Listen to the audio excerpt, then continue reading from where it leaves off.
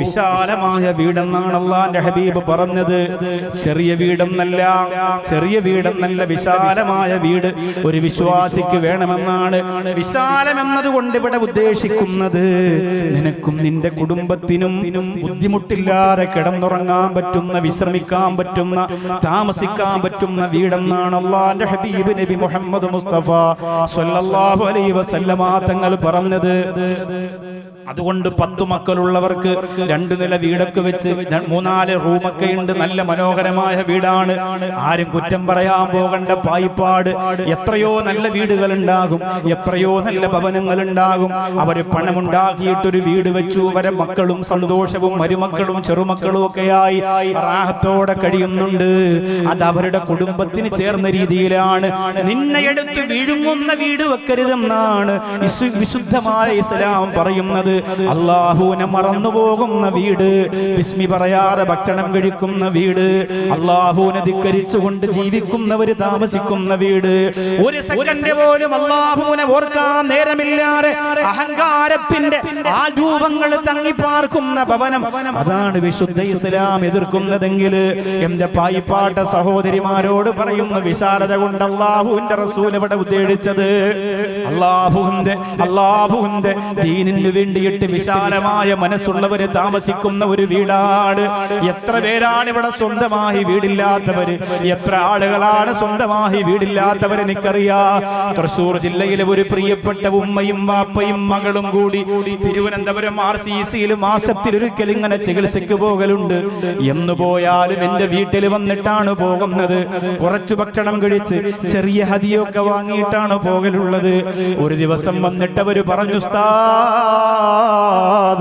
ഇന്ന് ഞങ്ങൾക്ക് ഭക്ഷണത്തെക്കാളുപരി, വണ്ടിക്കൂലിയെക്കാളുപരി ഞങ്ങൾക്ക് തിരിച്ച് തൃശ്ശൂരിലേക്ക് പോകാൻ കഴിയൂല. ഞങ്ങൾ താമസിച്ചിരുന്ന വാടക വീട്ടിൽ നിന്ന് വാടക കൊടുക്കാത്തത് കൊണ്ട് ഞങ്ങളെ പുറത്താക്കിയിരിക്കുകയാണ്. വാപ്പയെയും ഉമ്മയെയും മകളെയും തൂക്കി നോക്കിയാൽ 100 കിലോ വരില്ല. അത്രത്തോളം മെലിഞ്ഞുണങ്ങി പോയവരാണ്. ക്യാൻസറിന്റെ അണുക്കൾ തിന്ന് തീർത്തുകൊണ്ടിരിക്കുന്ന ശരീരങ്ങളാണ്. 3 പേർക്കും മാരക രോഗങ്ങളാണ്. ആരോരുമില്ലാത്ത പാവങ്ങൾക്ക് വേണ്ടിയിട്ട് എന്റെ മകൻ മരണപ്പെട്ടതിന് ശേഷം ഞാൻ തുടങ്ങിയ സ്നേഹസാഗരത്തിലേക്ക് അവരെ പറഞ്ഞു വിട്ടിട്ട് 2 ദിവസം നിങ്ങൾ അവിടെ താമസിക്കുക, പിന്നെ തീരുമാനമെടുക്കാമെന്ന് പറഞ്ഞ് ഞാൻ പ്രസംഗത്തിന് പോയി. പിറ്റേന്ന് രാവിലെ അവരെ ഫോണിലൂടെ ബന്ധപ്പെടുമ്പോ ആ ഉമ്മ പറഞ്ഞ ഒരു വാക്കുണ്ട്, ഉസ്താദ് ജീവിതത്തിൽ ആദ്യമായിട്ടാണ് ഇറങ്ങിപ്പോകാൻ പറയാൻ ആള് വരുമെന്ന് പേടിക്കാത്ത ഒരു വീട്ടിൽ ഞങ്ങൾ കിടക്കുന്നത്. ജീവിതത്തിൽ ആദ്യമായിട്ടാണ്. പിടിച്ചിറക്കാൻ ആരും വരില്ലല്ലോ, പിടിച്ചിറക്കാൻ ആരും വരില്ലല്ലോ, വാടക ചോദിക്കാൻ ആരും വരില്ലല്ലോ.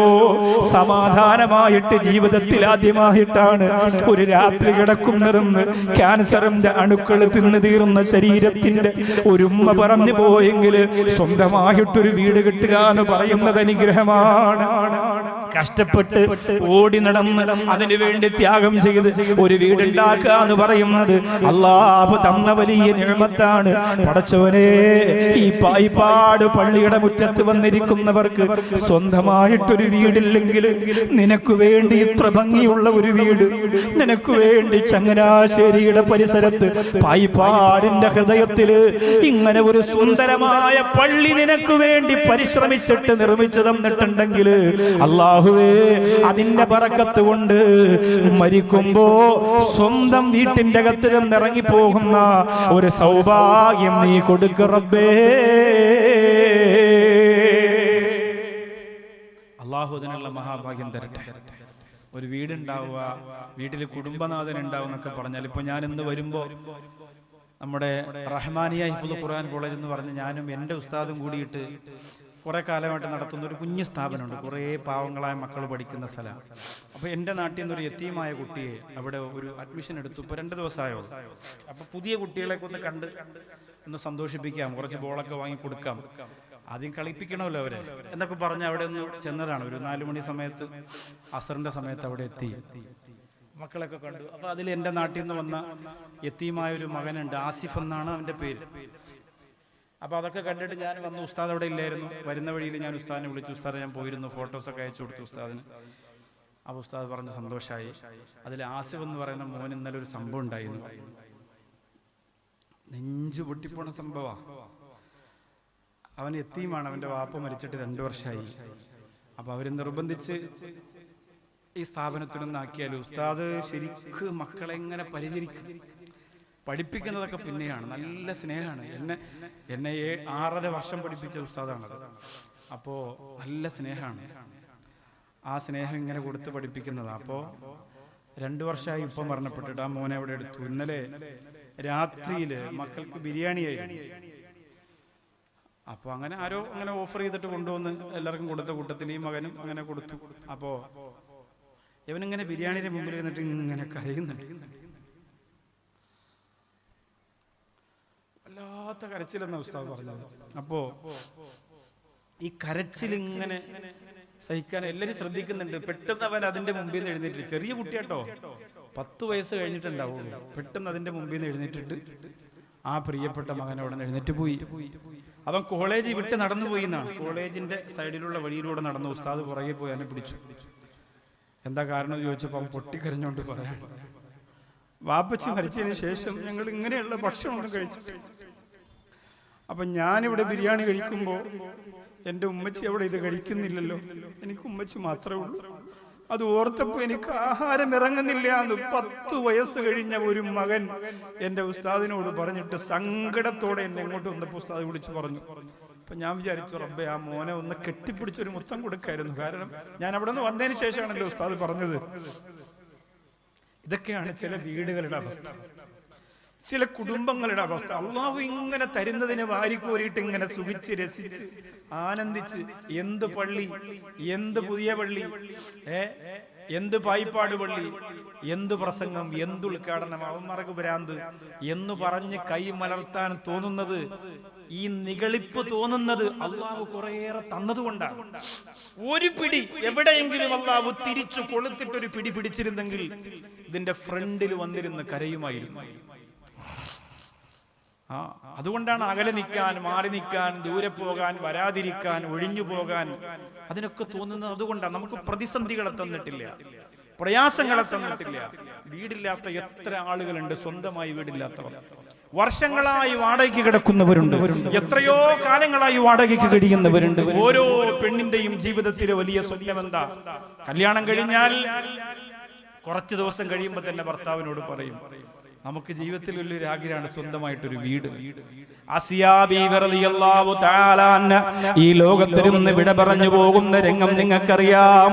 ഇസ്ലാമിന്റെ ശത്രുക്കള് ചുട്ടുപടുത്ത മണലാരുണ്യത്തിലൂടെ മഹദിയായ ആസിയ ബീവി റളിയല്ലാഹു അൻഹയെ വലിച്ചടച്ചു കൊണ്ടുവരുമ്പോൾ ശരീരത്തിന്റെ ഒരു ഭാഗത്തിലൂടെ ഇരുമ്പ് പഴിപ്പിച്ച് മറുഭാഗത്തിലൂടെ വലിച്ചൂരിയെടുത്തിട്ട് മാംസം വെന്തുപോയ ഗന്ധമിങ്ങനെ അന്തരീക്ഷത്തിലൂടെ വന്നു എന്ന് ചരിത്രം പറയുന്ന ആസിയാ ബീവി റളിയല്ലാഹു അൻഹ പെണ്ണെ നിങ്ങളൊന്നും അനുഭവിച്ചിട്ടില്ല, പായിപ്പാട്ട പെങ്ങളെ നിങ്ങളൊന്നും അനുഭവിച്ചിട്ടില്ല. അല്ലാഹുവിന്റെ ദീനിനു വേണ്ടി നിങ്ങൾ പറയുന്ന ത്യാഗത്തിന്റെ കണക്കെത്രയാ? റമളാൻ മാസത്തിൽ 20 മിനിറ്റ് കൊണ്ട് തീരുന്ന 20 റകഅത്ത് തറാവീഹിന്റെ കണക്കാണോ? നാണമില്ലേ പൊന്നുമോളെ? അല്ലാഹുവിന്റെ ദീനിനു വേണ്ടിയിട്ട് നീ കഷ്ടപ്പെട്ടു എന്ന് പറയാ നിനക്ക് നാണമില്ലേ? ശരീരത്തിന്റെ ഓരോ ഭാഗവും ചുട്ടുപഴുത്ത മണലാരുണ്യത്തിലും കണൽക്കരികളിലും വെന്ത് കരിഞ്ഞു പോയ ആസിയാ ബീവി റളിയല്ലാഹു അൻഹയോട് അവരുടെ പ്രിയപ്പെട്ടവർ പറഞ്ഞ വാഗ്ദാനങ്ങൾ എന്തൊക്കെയാ? പെണ്ണേ, അല്ലാഹുവിനെ വേണ്ടെന്ന് പറഞ്ഞാൽ, അല്ലാഹുവിനെ വേണ്ടെന്ന് പറഞ്ഞാൽ, ലാ ഇലാഹ ഇല്ലല്ലാഹ് വലിച്ചെറിഞ്ഞാൽ, വിശുദ്ധ ഇസ്ലാമിനെതിരായിട്ട് നീ നിലകൊണ്ടാൽ, ആകാശം മുട്ട ഉയർന്നു നിൽക്കുന്ന മാളികാ സൗധങ്ങളെ നിനക്ക് സമ്മാനിക്കാമെന്ന് പറയുമ്പോഴും ആസിയാ ബീവിക്ക് നിലവിൽ കൊട്ടാരമുണ്ടായിരുന്നു. കുളിക്കാൻ വേണ്ടിയിട്ട് പുഴയിലേക്ക് പോകുമ്പോ വെഞ്ചാമരം വീശുന്ന തോഴിമാരുണ്ടായിരുന്നു. പക്ഷേ ആസിയാ ബീവി റളിയല്ലാഹു അൻഹ എനിക്കെന്റെ പടച്ചവൻ മതി എന്ന് പറഞ്ഞിട്ട് ഈ ലോകത്തിൽ നിന്ന് വിട പറയുമ്പോ ആസിയാ ബീവി പടച്ചവനോട് പറഞ്ഞ ഒരു വാക്കുണ്ട്, റബ്ബി ഇബ്നിലീ ഇൻദക ബൈതൻ ഫിൽ ജന്ന. പടച്ചവരെ, നിന്റെ സ്വർഗത്തിൽ എനിക്കൊരു വീട് തരണേ അല്ലാ, ഒരു വീട് തരണേ റബ്ബേ. എന്തൊക്കെ ചോദിക്കാമായിരുന്നു. സ്വർഗത്തിൽ വീട് മാത്രമേ ഉള്ളൂ, സ്വർഗത്തിൽ വീട് മാത്രമേ ഉള്ളൂ. എന്തൊക്കെ ചോദിക്കാമായിരുന്നു. ഉടയാടകള്, ആഭരണങ്ങള്, തോഴിമാര്.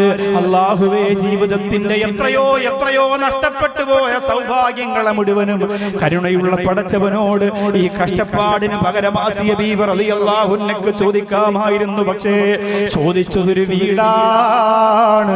എന്തേ കാരണമെന്നറിയോ? ഓരോ പെണ്ണിന്റെയും മനസ്സങ്ങനെയാണ്, ഓരോ പെണ്ണിന്റെയും മനസ്സങ്ങനെയാണ്.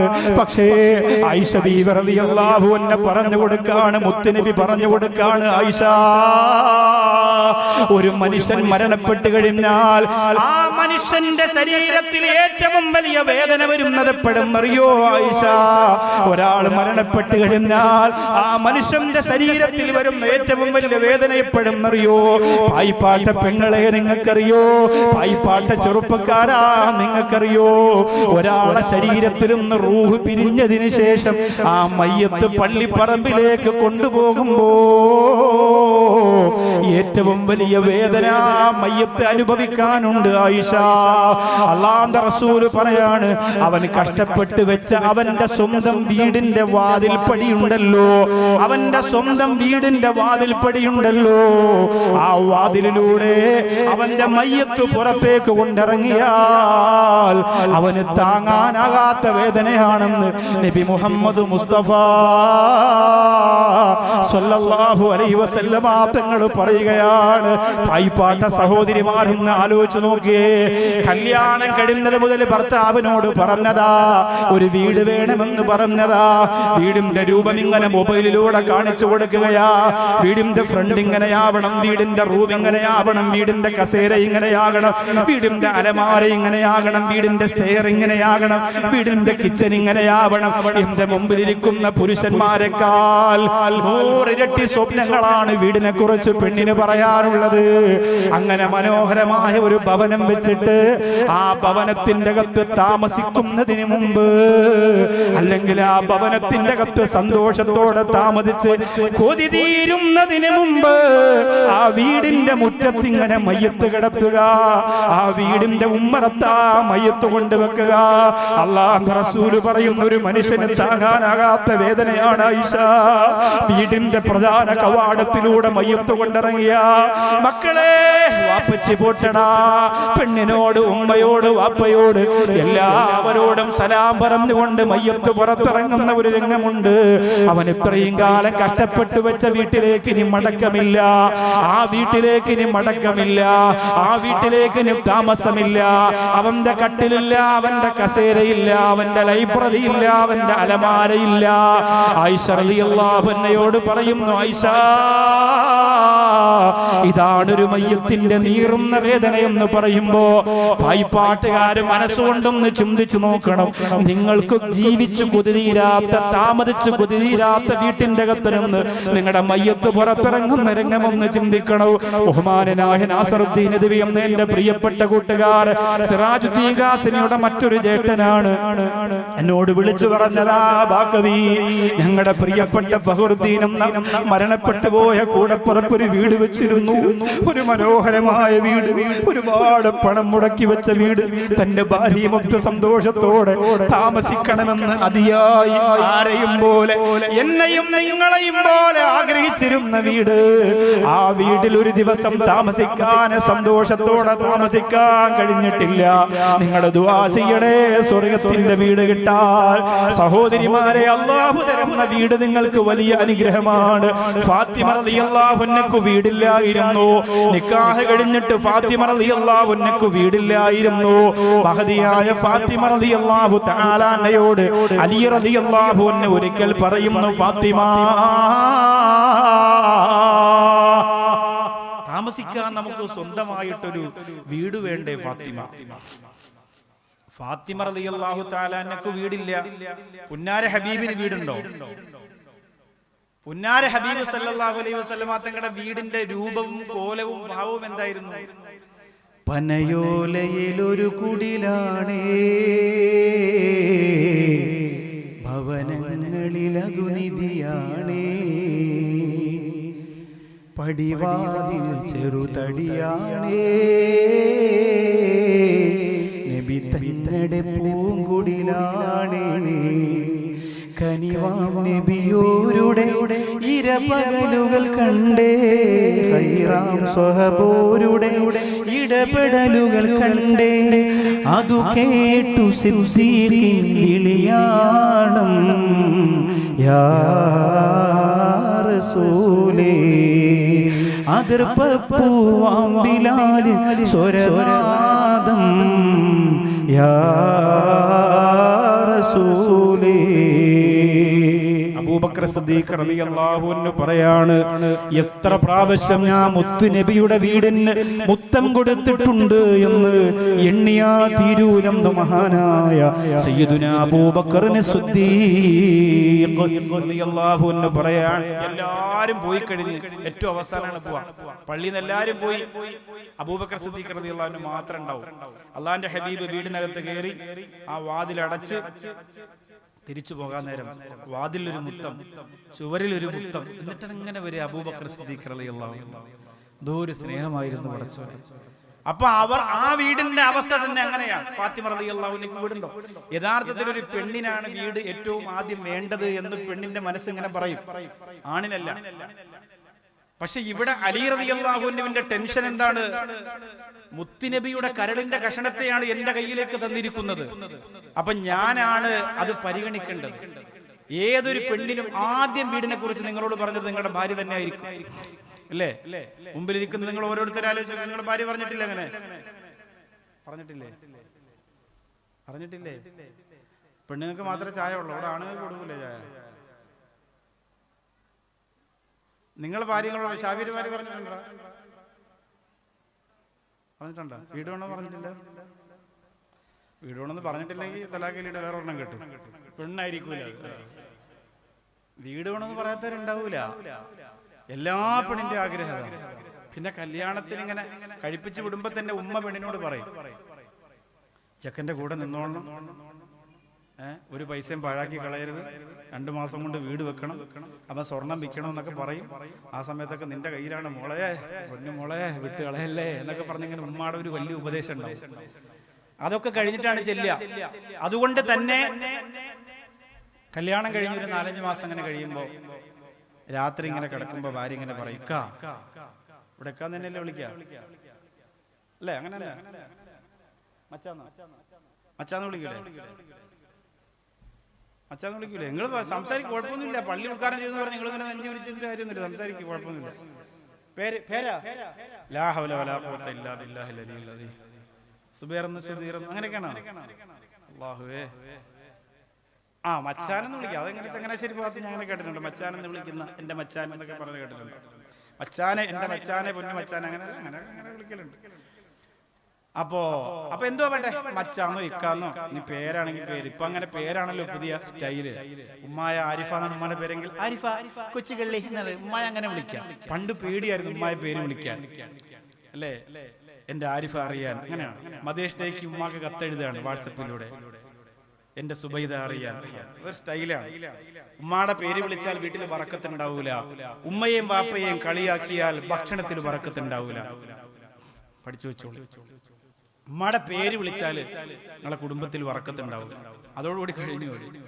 പുതിയ സ്റ്റൈലാണ് അപ്പൊ അതിന്റെ അടിയിൽ കൂടെ ബറക്കത്ത് ചുവന്നു പോകുന്നത് നമ്മൾ ശ്രദ്ധിക്കൂല അതുപോലെ ഉമ്മയും പാപ്പയും കളിയാക്കുന്ന കുറെ മക്കളുണ്ട് ഒരു ബറക്കത്ത് വരെ ജീവിതത്തിൽ ഉണ്ടാവൂല അള്ളാഹു കാക്കട്ടെ അപ്പൊ പെണ്ണിനാണ് ആദ്യം ആഗ്രഹം വരിക അപ്പൊ പെണ്ണിങ്ങനെ ഭർത്താവിനോട് ഇങ്ങനെ ചോദിക്കും അച്ഛനെ ഉറങ്ങിയോ ഇല്ലടി എന്താ ഈ പാതിരാത്രി നീ ഉറക്കൂല എന്നെ അല്ല നമുക്ക് എനിക്ക് നിങ്ങളെ മനസ്സറിഞ്ഞ് സ്നേഹിക്കാൻ പറ്റണില്ല മച്ചാനെ മനസ്സറിഞ്ഞിട്ടൊരു സ്നേഹം നിങ്ങൾക്ക് തരാൻ കഴിയണില്ല ഉമ്മായും ബാപ്പായും മക്കളും പിന്നെ നിങ്ങളുടെ സഹോദരിയുടെ വാലൂരത്തെ 3-4 കിടന്ന് ഓട്ടും ആകെ ഇവിടെ എനിക്ക് ഒരു പ്രൈവസി ഇല്ല ഒരു വീടുണ്ടെങ്കിലേ ഈ ലൈലാര സ്നേഹം എന്തെന്ന്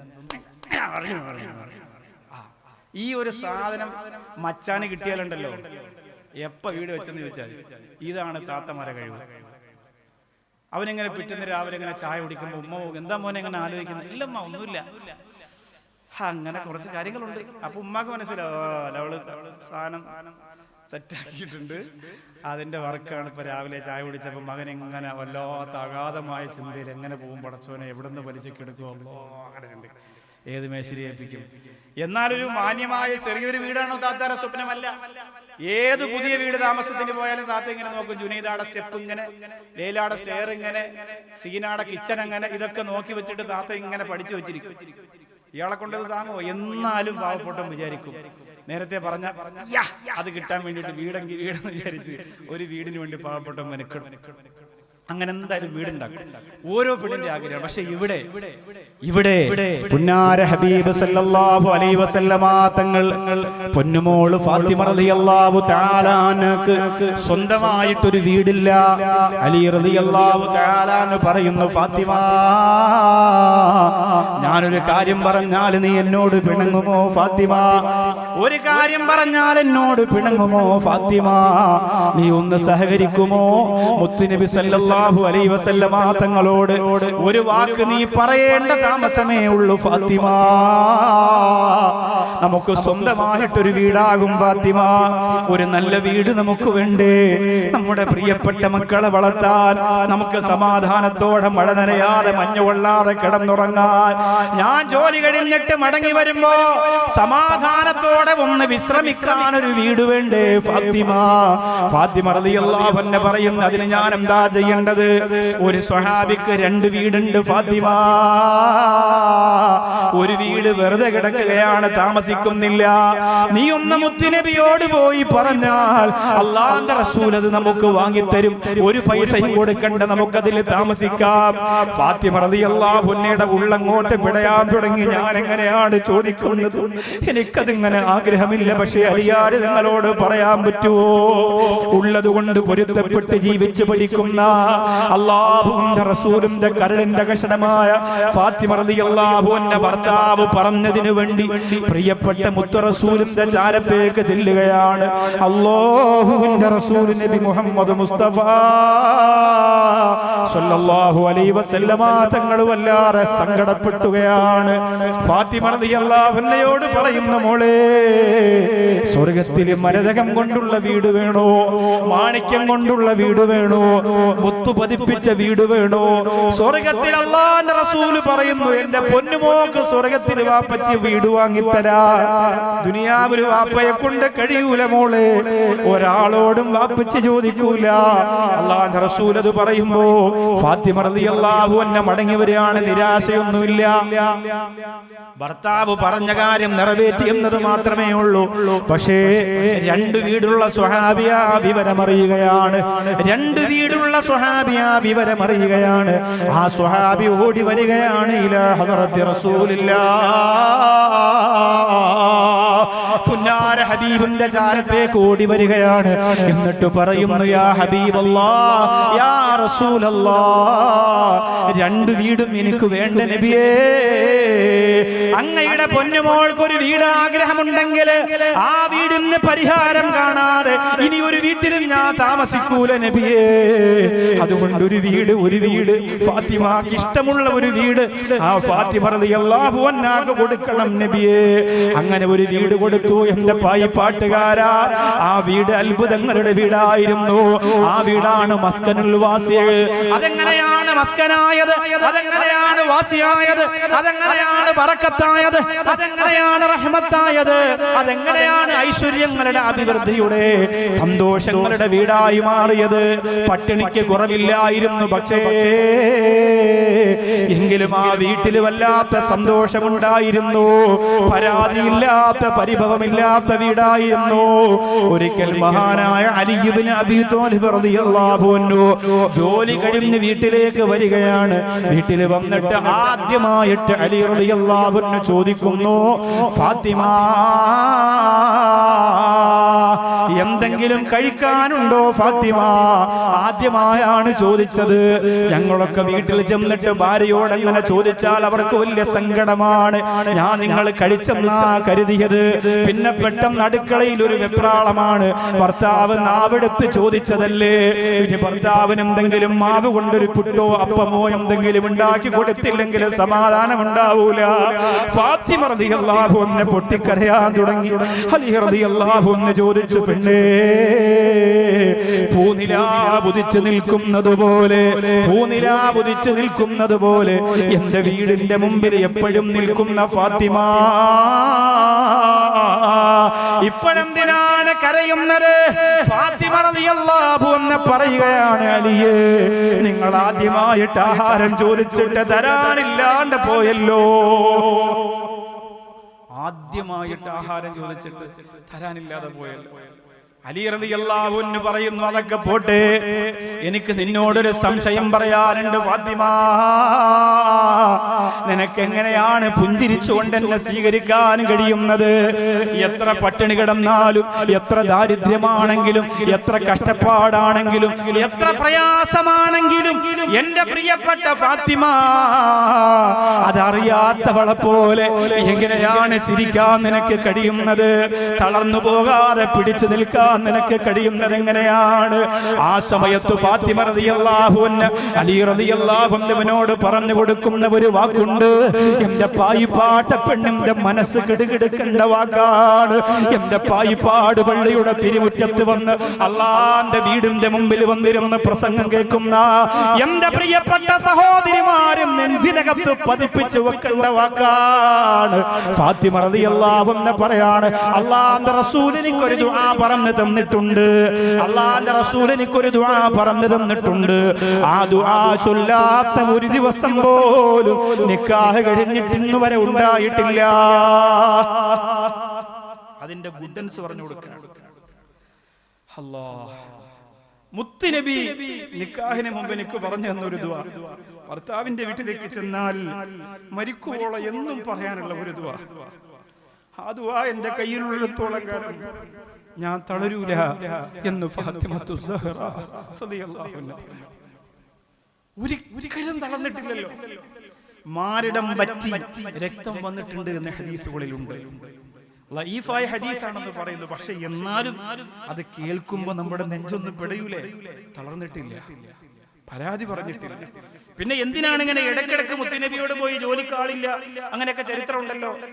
അതൊക്കെ മനസ്സങ്ങനെ നിർബന്ധിച്ചിട്ട് ഒരു ജോലിക്കാരനെ കിട്ടും അങ്ങനെ പോയതല്ല. ശരീരം തളർന്ന് കൈയൊക്കെ പൊട്ടി ആളുകൾ ഇങ്ങനെ നിർബന്ധിച്ചിട്ട് വിടുകയാണ്. ഒന്ന് ചോദിക്കു ഫാത്തിമ, നബിയല്ലേ, 2 ആട് തരാൻ പറഞ്ഞൂടെ? അവിടെ ഉണ്ടല്ലോ, സഹാബത്തിന്റെ കയ്യിലുണ്ടല്ലോ. അങ്ങനെ പോയതാണ്. അല്ലാതെ എന്റെ കഷ്ടപ്പാട് മാറ്റണം നബി എന്ന് പറഞ്ഞ് എന്നും രാവിലെ പോവല്ല. അലി റളിയല്ലാഹു അൻഹു അത്ഭുതത്തോടെ ആ പുഞ്ചിരിയുടെ അല്ലെങ്കിൽ ആ സ്വബറിന്റെ ആ സഹനത്തിന്റെ രഹസ്യം അറിയാൻ കാത്തിരുന്നു. എപ്പോഴും അലി റളിയല്ലാഹു അൻഹു അത്ഭുതമാണ്. ഏത് ബുദ്ധിമുട്ട് വന്നാലും അവിടെ ആ ബുദ്ധിമുട്ട് അങ്ങനത്തെ ഒരു ഭാര്യയെ കിട്ടിയാൽ അല്ലാഹുവേ, ഇത് ചെറിയ കാര്യങ്ങൾക്ക് പോലും ഭാര്യയുടെ അടുത്ത് ചെല്ലുമ്പോഴാണ് നമുക്ക് ടെൻഷൻ കൂടുക. എല്ലാ ടെൻഷനും അവിടെ തീരണം. ശൗവാൽ പൊന്നം വിളിയല്ലേ, പവിഴപ്പൂത്തേൻ കനിയല്ലേ, തിരുതോഹ പൂനബിയോരുടെ പൂങ്കനി മോള് ബീവി ഫാത്തിമ മോള്, പനയോല കൊണ്ടൊരു പന്തൽ നല്ല മശൂറം നാട്ടിലുയർന്ന്, അത്തറിൻ മണമുള്ള മഹറാൻ മണിമാരൻ അരിയോരും വന്ന്, ഉള്ളതാലുടുത്തൊരുങ്ങി പൂമകൾ ചമഞ്ഞ് വിണ്ണിലുള്ള രമ്പിളി പൊൻഹൂറിയായി തെളിഞ്ഞ്, ശൗവാൽ പൊന്നം വിളിയല്ലേ, പവിഴപ്പൂത്തേൻ കനിയല്ലേ, തിരുതോഹ പൂനബിയോരുടെ പൂങ്കനി മോള് ബീവി ഫാത്തിമ ബീവി. മഹദിയായ ഫാത്തിമ റളിയല്ലാഹു അൻഹ എല്ലാ പ്രതിസന്ധികളെയും തകർത്ത് കളഞ്ഞത് ആ ദുആ കൊണ്ടാണെങ്കിൽ, പായിപ്പാട്ട പൊന്നുമോളെ, ഭർത്താവിന് രോഗം വന്നാലും മക്കൾക്ക് പ്രയാസം വന്നാലും കടക്കണിയിലായി പോയി വെള്ളിയാഴ്ച ഈ പള്ളിയുടെ മുറ്റത്ത് തട്ടം വിരിച്ചിരിക്കേണ്ട ഗതി വന്നു പോയാലും തളരല്ല മോളെ, ഒരിക്കലും നിങ്ങൾ തളരല്ലേ.